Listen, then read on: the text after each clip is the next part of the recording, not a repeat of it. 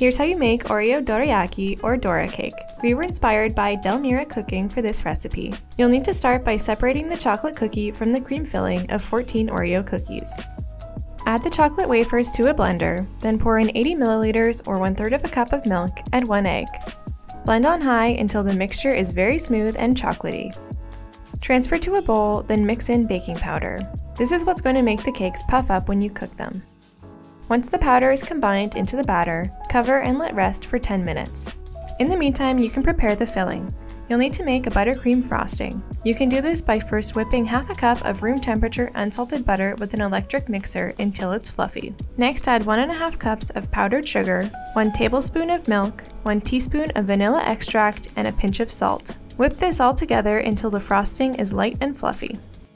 Now add 2 large spoonfuls of the frosting to the Oreo cream filling. If you don't want to make your own buttercream, you can also just use store-bought. Blend the cream and frosting together with your electric mixer until very smooth and creamy. By now your batter will be ready to cook, so start heating a non-stick pan over medium-low heat. Don't add any oil or fat to the pan since we want to have a really smooth finish on the outside of the cake, so really make sure your pan is non-stick. Once a lot of bubbles have formed on top, it's time to flip. Cook for about another minute on the other side, then repeat this for the rest of your batter. To assemble, take a large scoop of the filling and spread it evenly on the underside of one of your cakes.